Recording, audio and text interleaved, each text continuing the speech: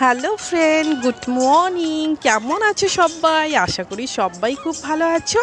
আর ওই যে আমার বাবার বাড়ি থেকে যে মাছটা নিয়ে এসেছে, ওই মাছটাই এখন আমি কাটবো। তো কি করে কাটবো, কি করে রান্না করব, সবটাই তোমাদের সাথে শেয়ার করব। তো চলো দেখতে থাকো আমার আজকের ভ্লগটি। আশা করি তোমাদের খুব খুব ভালো লাগবে। আর দেখো, মানে টাটকা, একদম পুকুরের টাটকা যে মাছটা হয় সেটাই।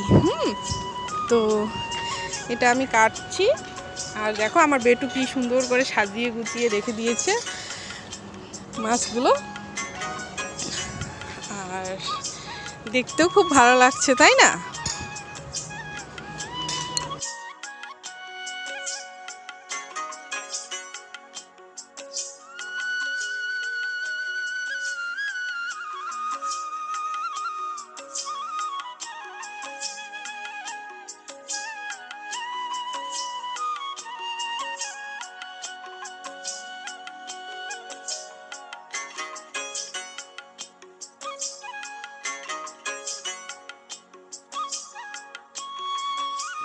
দেখেছো আমার বেটুর কাণ্ড, কি সুন্দর করে সাজিয়ে রেখেছে মাছটা। আর এত বড় মাছ তো আমি কিছুতেই কাটতে পারবো না, তাই আমার শাশুড়ি মা কেটে দিচ্ছে মাছটা। আর দেখো মাছটা অনেক বড়, কাটতেও মানে অনেকটা কষ্ট হচ্ছে, কেননা মাছ কাটার যে দাওটা হয় সেটা আমাদের নেই, একটু ছোট দাও। তাই একটু কষ্ট হচ্ছে শাশুড়ি মার কাটতে। তবে দেখতে থাকো আমি এত বড় মাছটা কি করে কাটছি। আশা করি তোমাদের খুব ভালো লাগবে।